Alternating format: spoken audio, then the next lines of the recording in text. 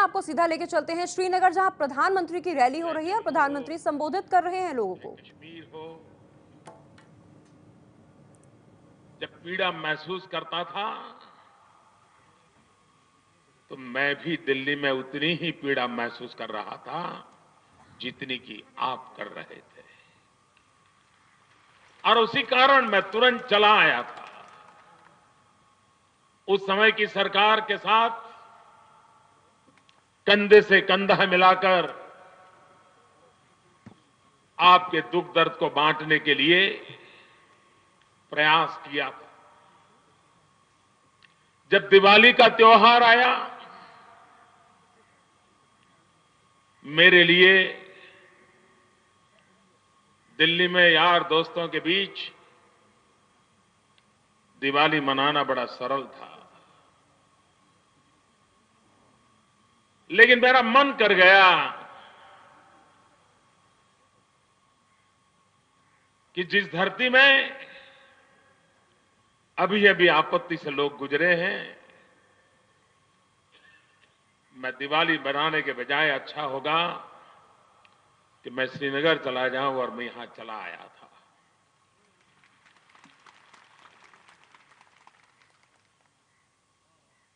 जब यहां आपदा आई, उसी समय चीन के राष्ट्रपति भारत यात्रा पर आए थे और उन्होंने डेट भी ऐसी चुनी थी कि वो 17 सितंबर को मेरे होम स्टेट गुजरात आना चाहते थे।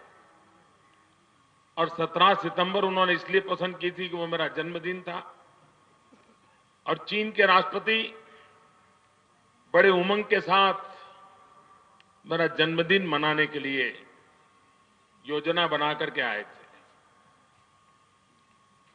लेकिन मैंने उस समय घोषित किया था कि कश्मीर में बाढ़ के कारण मेरे बंधु पीड़ित हैं, मैं जन्मदिन नहीं मना सकता। और मैंने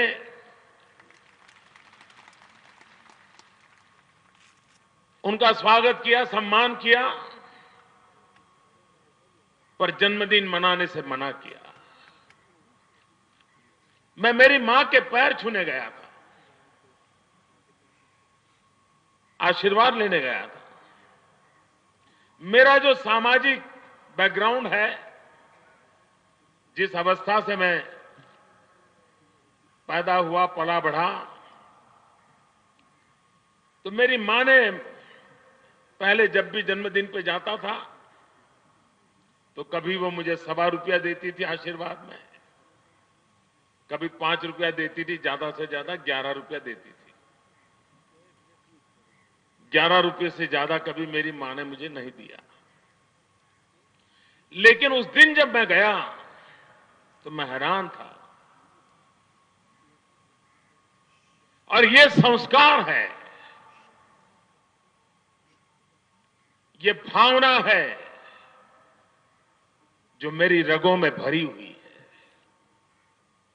मेरी मां ने मुझे, मेरे लिए भी आश्चर्य था, ₹5000 दिया मेरे जन्मदिन पर। और मां ने कहा, बेटा ये पैसे कश्मीर के बाढ़ पीड़ितों के लिए ले जाना।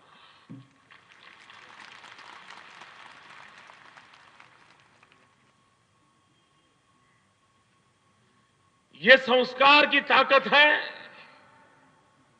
जो मुझे आपके दुख दर्द को बांटने के लिए प्रेरणा भी देती है, ताकत भी देती है। आपका प्यार मेरा हौसला बुलंद बनाए रखता है।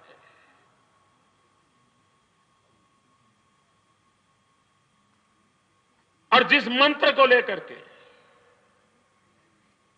हमने शासन व्यवस्था को संभाला है, वो मंत्र है सबका साथ, सबका विकास। अगर हिंदुस्तान का कोई कोना न साथ हो तो मेरा सपना अधूरा रहता है, और हिंदुस्तान का कोई कोना विकास से वंचित रहे तो भी मेरा सपना पूरा नहीं होता है।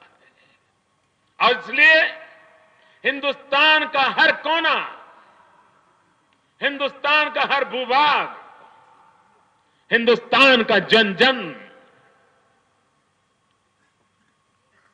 उनका हमें साथ चाहिए, और हर कोने का, हर जन का विकास चाहिए। और इस सपने को पूरा करना है तो मुझे भी जम्मू कश्मीर में वो दिन लौटा के लाने हैं जहां हिंदुस्तान इस सरजमीन पर आने के लिए पागल हुआ करता था। इस मिट्टी को माथे पर चढ़ाने के लिए वो लालायित होता था। अगर थोड़े से पैसे भी बच जाए तो परिवार का एक सपना होता था कि इस छुट्टियों में कश्मीर चले जाएंगे, चाहे वो केरल हो, तमिलनाडु हो, असम हो, नागालैंड हो, महाराष्ट्र हो, गुजरात हो। हर परिवार का एक सपना हुआ करता था कि पैसे बचाओ, अगली साल कश्मीर जाने का कार्यक्रम बनाएंगे। वो दिन मुझे लौटा के वापस लाने हैं। 125 करोड़ देशवासियों में फिर से मुझे वो उमंग पैदा करना है, जो इच्छा को पैदा करना है, ताकि वे कश्मीर की वादियों में आकर के आपके प्यार को अनुभव करें,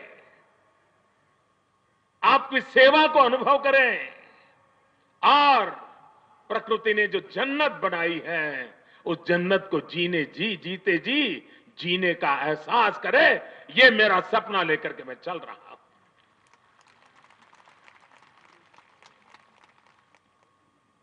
कौन कहता है कि संकटों के बाद भी उभरा नहीं जा सकता?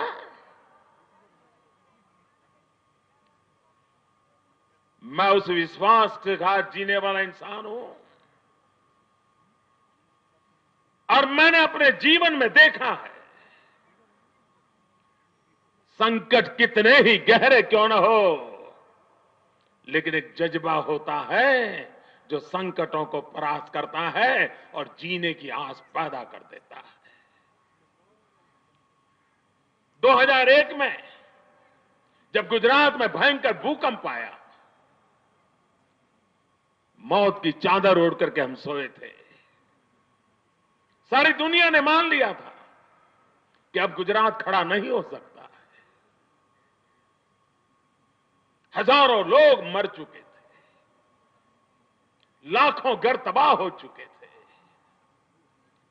पूरी अर्थव्यवस्था चरमरा गई थी, और सबसे बड़ी बात, सपने चूर चूर हो चुके थे। आंसू पोंछने वाला कोई बचा नहीं था। उन दिनों को मैंने देखा था, लेकिन मन में ठान ली थी कि स्थिति से गुजरात को मुझे बाहर निकालना है। और भाइयों बहनों, दुनिया कहती है, वर्ल्ड बैंक कहती है कि ऐसे भयंकर भूकंप के हादसे के बाद अगर उस राज्य को चारों तरफ से मदद मिल जाए तो भी बाहर निकलने में 7 साल से कम समय नहीं लगता है। लेकिन भाइयों बहनों, हमने जिस प्रकार से एक के बाद एक योजनाओं को लेकर के चल पड़े, 3 साल के भीतर भीतर भूकंपग्रस्त इलाका दौड़ने लग गया था और विकास की नई ऊंचाइयों को पार करने लगा था। जो कच्छ, भुज भयंकर भूकंप से पीड़ित था, वो आज हिंदुस्तान के सबसे तेज गति से दौड़ने वाले जिलों में उसने अपना नाम दर्ज करा दिया है। और इसलिए मैं कहता हूं, कश्मीर ने बहुत कुछ झेला है, अनेक संकटों से गुजरा है, दो दो पीढ़ी उन नौजवानों के सपने चूर चूर हो चुके हैं।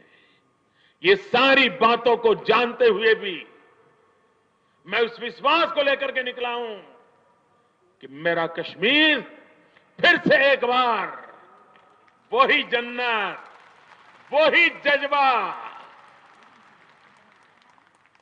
वही खुशहाली,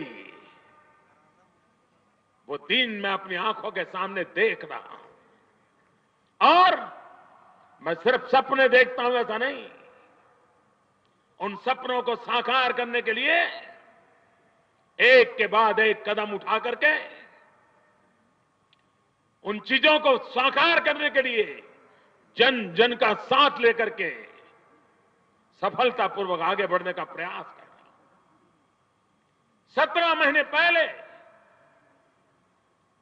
हिंदुस्तान का कोई भी अखबार उठा लीजिए, किसी भी टीवी चैनल का डिबेट यूट्यूब पर जाकर के निकाल के देख लीजिए, विश्व की कोई भी एजेंसी हो, उनकी आवाज सुन लीजिए, एक ही स्वर था कि अब भारत बर्बाद हो चुका है, भारत बच नहीं सकता है, भारत तबाही की कगार पर पहुंच चुका है। आर्थिक स्थिति, भ्रष्टाचार, कुशासन, भाई भतीजावाद, न जाने इतनी बीमारियों ने भारत को तबाह करके रखा है। 17 महीने पहले हर पल हमारे कान में यही गूंज रहती थी, लेकिन आज 17 महीने के भीतर भीतर सारी दुनिया में, बड़े देशों में तेज गति से आगे बढ़ने वाली इकोनॉमी में हिंदुस्तान ने अपना नाम दर्ज करा दिया है। कभी भारत की तुलना चीन से कोई करने की हिम्मत नहीं करता था, क्योंकि चीन हमसे काफी आगे निकल चुका था।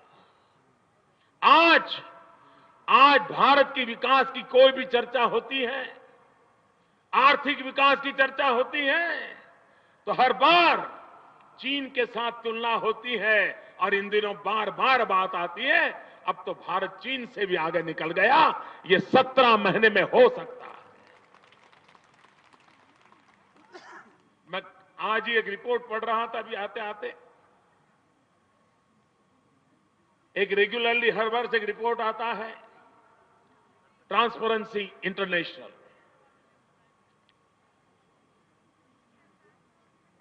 विश्व के देशों में कौन देश हैं जहां भ्रष्टाचार की क्या स्थिति है,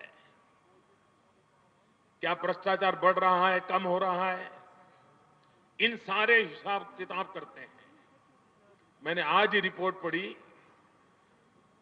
पिछले 50 साल में पहली बार भारत, और उन्होंने तुलना की है कि हमेशा चीन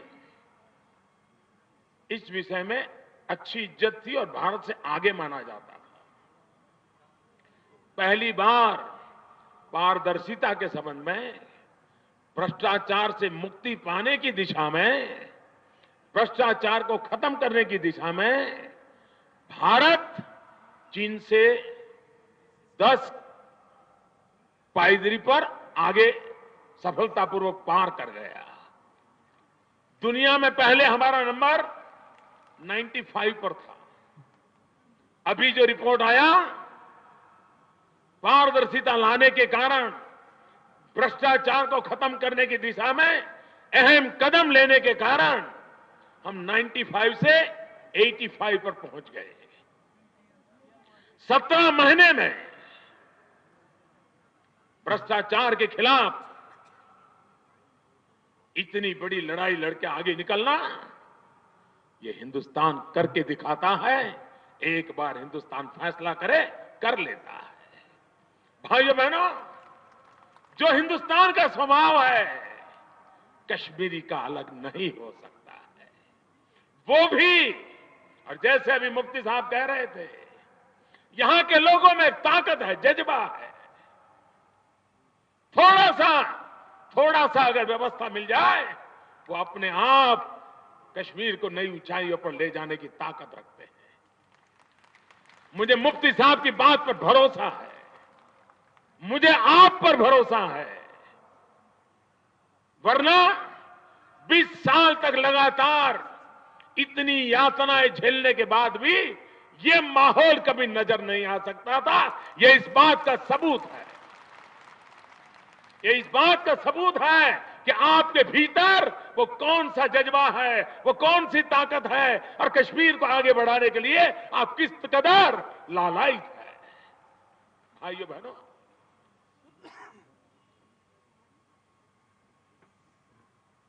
हमें अटल जी के नक्शे कदम पर चलना है।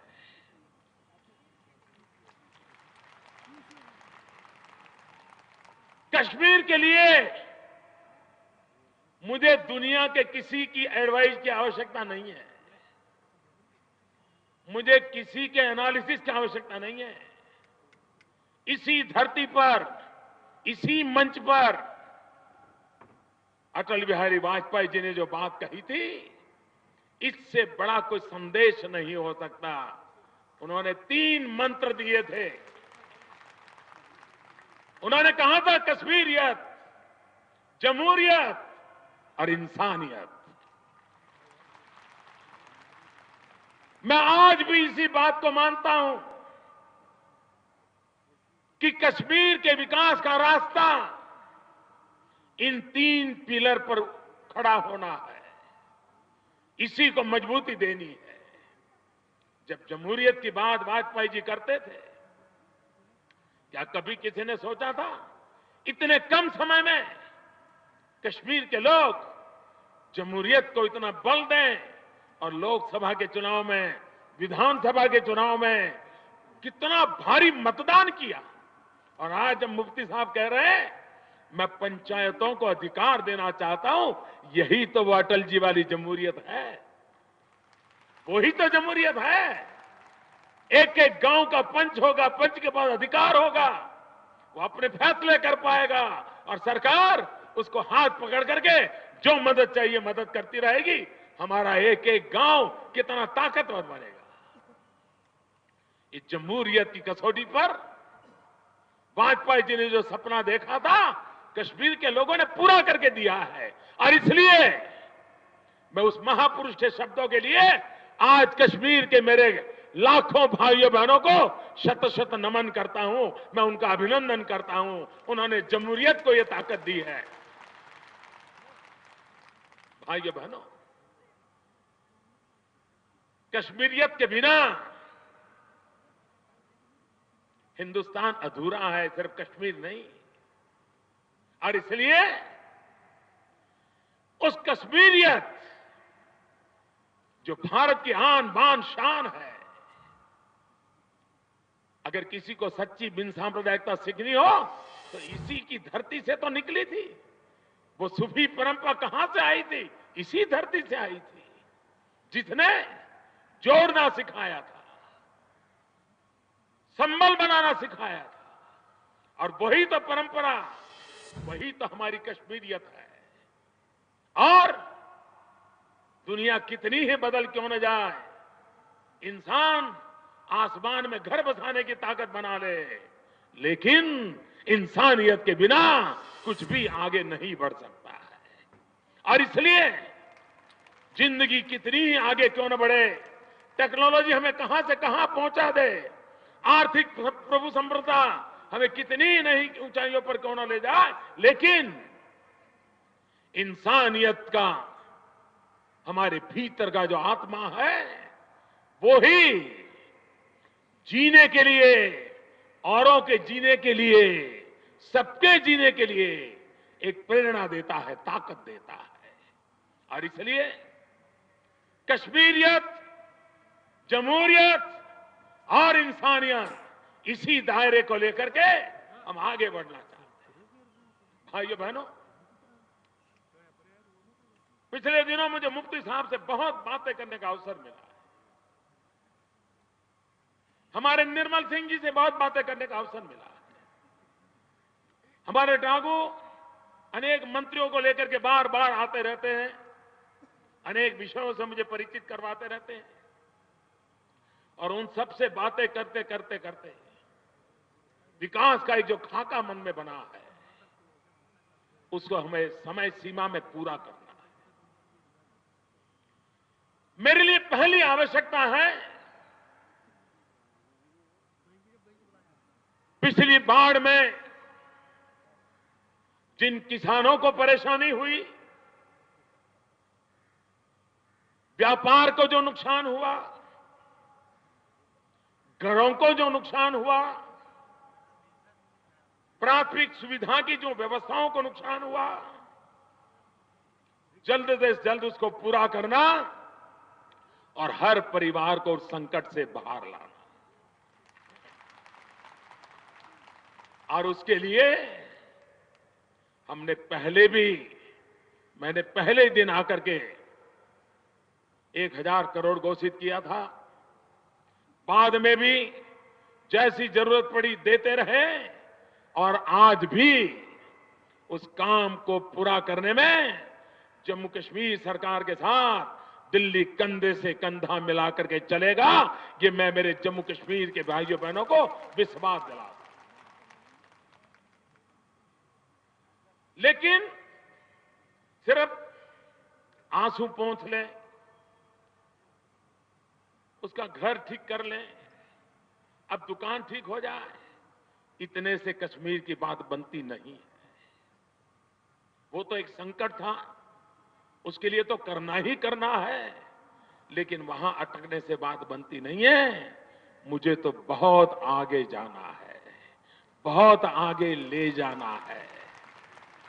और इसलिए हमारे सामने सबसे बड़ा काम जो मुझे लगता है वो है जम्मू कश्मीर और लद्दाख के नौजवानों को रोजगार।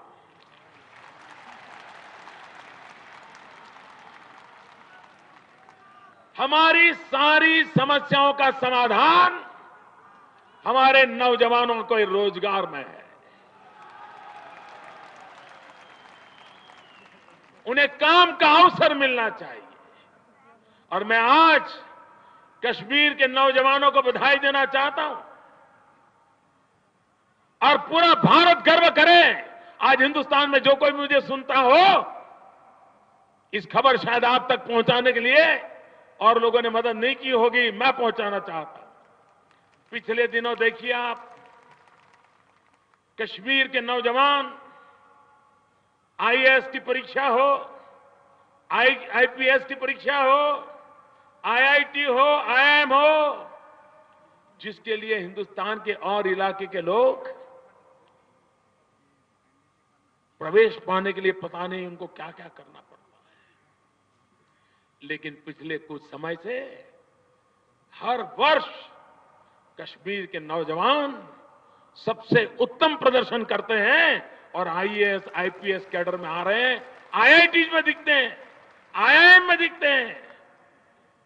ये ताकत कश्मीर के नौजवान में है जिसको मैं भली भांति पहचानता हूं दोस्तों।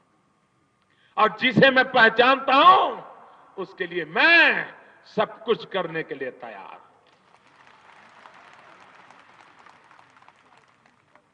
कैसे होनहार नौजवान है। मुझे कभी इस स्टेडियम में पहले भी आया, तब भी मेरे मन में विचार आया था। 30 साल पहले स्टेडियम में मैच खेला गया था। 30 साल पहले जिस प्रदेश के पास परवेज रसूल हो, उस प्रदेश में यहां एक इंटरनेशनल मैच क्यों नहीं होना चाहिए। क्रिकेट में हमारा परवेज नाम कमा रहा है, आगे बढ़ रहा है वो लड़का,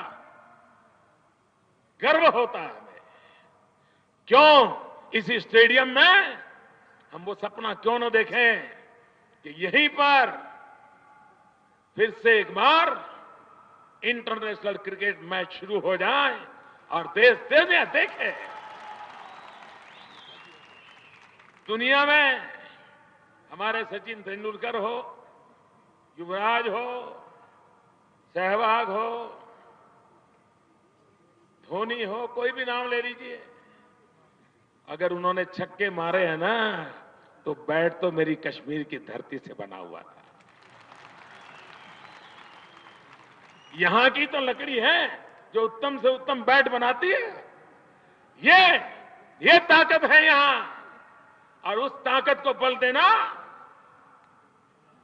और इसलिए भाइयों बहनों, मैं जिस विकास के चित्र को लेकर के चर्चा करता रहा पिछले लंबे समय से, उसमें मेरी प्राथमिकता यह है कि यहां पर विकास का वो मॉडल बने जो हमारे नौजवान को रोजगार दे। जैसे टूरिज्म यहां का मुख्य क्षेत्र है। अब टूरिज्म में आज जो हमारी अवस्था है, इसको अगर हम आधुनिक नहीं बनाते, हमारा इंफ्रास्ट्रक्चर ठीक नहीं करते, तो टूरिज्म बढ़ नहीं सकता है। आज हिंदुस्तान से करीब 1.25 करोड़ लोग, और वो कोई अमीर घराने के नहीं है, मध्यम वर्ग, उच्च मध्यम वर्ग के हैं। वे वैकेशन में 5 दिन 7 दिन के लिए विदेश चले जाते हैं भ्रमण करने के लिए। भले दुबई जाते होंगे, लेकिन जाते हैं विदेश। क्या हम कोशिश नहीं कर सकते कि हिंदुस्तान के 1.25 करोड़ लोग जो बाहर जाते हैं, कम से कम 5% ये तो तत्काल मेरी कश्मीर में लौट आए। आप देखिए यहां का टूरिज्म कितना बढ़ जाएगा। आज विदेश के टूरिस्ट 40-50 हजार के आसपास रहते हैं। विदेश के टूरिस्ट 5 लाख कैसे बने? 12 महीना यहां पर एडवेंचर टूरिज्म के लिए स्कोप है, यहां इको टूरिज्म के लिए स्कोप है, यहां पर सैर करने के शौक से आने वाले लोगों के लिए टूरिज्म का अवकाश है। हमारा डल लेक, हमारी सारी बोट, पहले कैसे कैसे अवसर होते थे टूरिस्टों को एंगेज करने के लिए, उनको बढ़ावा देने के लिए, उन सबको फिर से कैसे चालू किया जाए। हमारे प्रदेश में और कई 3-4 ऐसे तो इलाके मेरे ध्यान में हैं कि जहां पर हम नए टूरिस्ट डेस्टिनेशन डेवलप कर सकते हैं। बहुत बड़ी मात्रा में इंफ्रास्ट्रक्चर के द्वारा उसको हम विकास करा सकते हैं। और इसलिए मैं उन विकास के मॉडल की ओर जाना चाहता हूं जो हमारा परंपरागत हमारी ताकत है, उसको बल देना चाहते हैं। हमने पश्मीना, केसर, हमारे एप्पल, उसको विशेष प्राधान्य दिया है। पश्मीना को बल मिले, ग्लोबल मार्केट मिले, हमारा केसर उसको ग्लोबल मार्केट मिले, उसके लिए हम व्यवस्थाएं करें, उसका ट्रेडमार्क डेवलप हो, उसका पैकेजिंग दुनिया को भाने वाला बने, हमारे लोकल नौजवानों को, हमारे किसान को गांव में रोजगार के अवसर उपलब्ध कराएगा। और इसलिए एग्रीकल्चर सेक्टर, जिसमें बहुत बड़ा पोटेंशियल, जो अन्य प्रदेशों को सौभाग्य नहीं है, वो कश्मीर को है। अब उसको बल देना चाहते हैं। हम इंफ्रास्ट्रक्चर को बल देना चाहते हैं। अगर आज जम्मू से श्रीनगर आना है और 9 घंटे, 10 घंटे, 11 घंटे लग जाते हैं, तो टूरिस्ट भी 50 बार सोचेगा, यार क्या जाऊंगा। बात नहीं बनती। हमारे नितिन जी के नेतृत्व में जम्मू से श्रीनगर का रास्ता, और हमारी कोशिश है कि आने वाले 2.5 साल के भीतर भीतर हमें काम पूरा कर दें। 34,000 करोड़ रुपया, 34,000 करोड़ रुपया जम्मू श्रीनगर का एक नया हम जो मार्ग दे रहे हैं उस पर लगा रहे हैं। और उसके कारण जम्मू से श्रीनगर आने में आज 9 घंटे, 10 घंटे, 12 घंटे लग जाते हैं, वो 3.5-4 घंटे में पहुंच पाएगा व्यक्ति। और टनल बनाने के कारण करीब 65-70 किलोमीटर रास्ता कम हो जाएगा। आप कल्पना कर सकते हैं कि विकास को कितनी नई ऊंचाइयां मिल सकती है। हम रेल ट्रैक को और बलवान बनाना चाहते हैं। मुफ्ती साहब ने कहा चाइना में बन सकता है, यहां को नहीं बन सकता है, कश्मीर की धरती पर भी बन सकता है। और इसलिए मेरे भाइयों बहनों, बिजली हो, पानी हो, सड़क हो, साथ साथ अब सिर्फ हाईवेज से चलने वाला नहीं है। हाईवेज का एक जरूरत है, उसके बिना चलना नहीं है, लेकिन सिर्फ हाईवेज से भी नहीं चलना है, और इसलिए हाईवेज की भी जरूरत है। और इसलिए हमारा लक्ष्य हाईवेज का भी है, हाईवेज का भी है। Information ways, optical fibre network, digital network, विश्व के साथ जुड़ने के लिए हमारे मोबाइल फोन पर दुनिया हो, वो नेटवर्क कश्मीर की धरती पर मिलना चाहिए। और जो मुफ्ती साहब कॉल सेंटर की बात करते थे, जिसके कारण नौजवान को रोजगार मिले, यहां का नौजवान बड़ी आसानी से अंग्रेजी बोल लेता है, थोड़ी सी पढ़ाई करे वो अंग्रेजी में तैयार हो जाता है। अगर हम कॉल सेंटर्स का नेटवर्क खड़ा करते हैं, हमारे नौजवान को यहीं पर रोजगार मिल सकता है, और उसको हम बल देना चाहते हैं। उसी प्रकार से बुजुर्गों के लिए बीमारी हो, अच्छे दवाखानों का नेटवर्क हो, दवाइयां उपलब्ध हो, हमारे अस्पताल बने, छोटी जरूरत हो जहां छोटा, बड़े की जरूरत हो बड़े, चाहे जम्मू हो, चाहे लद्दाख हो, चाहे श्रीनगर हो। हमने आधुनिक एम्स अस्पताल उसको बनाने की दिशा में आगे बढ़ रहे हैं, जिसका लाभ जम्मू को भी मिलेगा, श्रीनगर को भी मिलेगा। हम आईआईटी शुरू करना चाहते हैं, आईआईएम शुरू करना चाहते हैं, ताकि हमारे नौजवान को उत्तम से उत्तम शिक्षा मिले और सस्ते से सस्ती शिक्षा मिले। ये उत्तम से उत्तम शिक्षा, सस्ते से सस्ती शिक्षा, और वो भी ग्लोबल लेवल की। अब हर एक के नसीब में इस ऊंचाई तक तो जाना संभव नहीं होता। छोटे परिवार के छोटे लोग भी होते हैं, उनको क्या किया जाए? स्किल डेवलपमेंट का हम अभियान चला रहे हैं। यहां का जो हैंडीक्राफ्ट है, उसको नए सिरे से डिजाइनिंग मिले, नई टैलेंट ग्लोबल मार्केट में कौन सी डिजाइन चाहिए, उस डिजाइन से उसको काम मिले, उस पर हम बल देना चाहते हैं। स्किल डेवलपमेंट भी हमारा जो हैंडीक्राफ्ट है, उसमें टेक्नोलॉजी को इन्वॉल्वमेंट से स्पीड कैसे बढ़ा सकते हैं, क्वालिटी कैसे इंप्रूव कर सकते हैं, वेस्टेज कैसे बचा सकते हैं, पैकेजिंग कैसे बदल सकते हैं, ब्रांडिंग कैसे कर सकते हैं, ग्लोबल मार्केट कैसे एक्वायर कर सकते हैं, उसकी पूरी चेन बना करके हम हमारे जो हैंडीक्राफ्ट है उसको बल देना चाहते हैं। और इसलिए भाइयों बहनों, अच्छी शिक्षा, ह्यूमन रिसोर्स डेवलपमेंट के लिए बल, बुजुर्गों के लिए स्वास्थ्य के लिए व्यवस्थाएं ताकि उनकी आवश्यकताएं पूरी हो, गांव और किसान के लिए यहां की जो पैदावार है उसको बल, नौजवान को रोजगार के लिए अवसर, इन बातों को लेकर के हम चल रहे हैं। और उस सपने को पूरा करने के लिए भारत सरकार ने जम्मू कश्मीर के लिए 80,000 करोड़ रुपया का पैकेज देने का घोषित किया।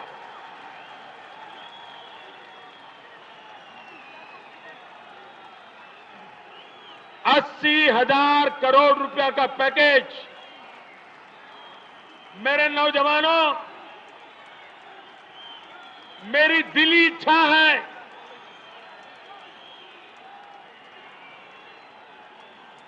मेरी दिली इच्छा है, ये 80,000 करोड़ रुपया आपके भाग्य को बदलने के लिए काम आना चाहिए। कश्मीर के नौजवान को ताकत देने के लिए पैसा काम आना चाहिए। एक नया कश्मीर, एक आधुनिक कश्मीर, एक प्रबुद्धशील कश्मीर बनाने के लिए ये 80,000 करोड़ रुपया लगना चाहिए। ये सपना लेकर के मैं आपके पास आया। और मेरे भाइयों बहनों, इसे आप पूर्ण विराम मत समझना। ये 80,000 करोड़ को पूर्ण विराम मत समझना। ये तो सिर्फ शुरुआत है।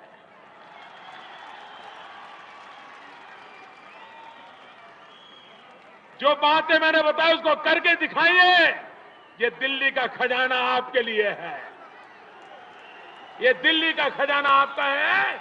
और दिल्ली का खजाना नहीं, ये दिल भी आपके लिए है मेरे भाइयों बहनों।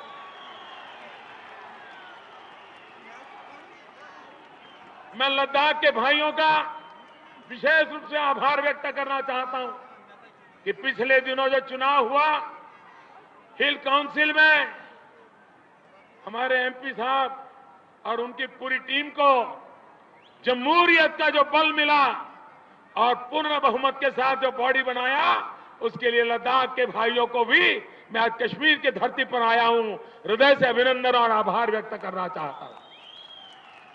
भाइयों बहनों, ये विकास जम्मू हो, कश्मीर वैली हो या लद्दाख हो, हर एक की आवश्यकता के अनुसार विकास को प्राथमिकता देकर के आगे बढ़ाने की मेरी चर्चा मुख्यमंत्री जी और वित्त मंत्री के साथ हुई है और उसी की तरह उसको आगे बढ़ाया जाएगा।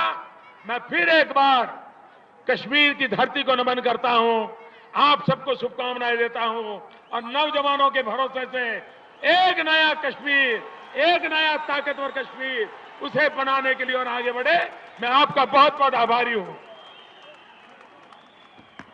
प्रधानमंत्री नरेंद्र मोदी को आप लाइव सुन रहे थे। प्रधानमंत्री नरेंद्र मोदी ने 80,000 करोड़ के पैकेज का ऐलान कर दिया है इस राज्य के लिए और कहा है कि वो एक नया कश्मीर बनाना चाहते हैं। उन्होंने कहा कि जिस तरह पहले लोग कश्मीर आना चाहते थे, देखना चाहते थे, उसी तरह से कश्मीर को दोबारा जन्नत बनाना है। उन्होंने कहा कि यहाँ पर स्टेडियम्स ऐसे होने चाहिए कि उसमें इंटरनेशनल मैचेस खेले जाएं जो अभी नहीं होते हैं। इसके अलावा प्रधानमंत्री नरेंद्र मोदी ने कहा कि कश्मीर को लेकर मुझे किसी की सलाह की जरूरत नहीं है। लेकिन सबसे बड़ी बात प्रधानमंत्री नरेंद्र मोदी की श्रीनगर की इस रैली की यह थी कि उन्होंने 80,000 करोड़ के पैकेज का ऐलान कर दिया है और कहा है कि इस पैकेज से हम विकास करेंगे।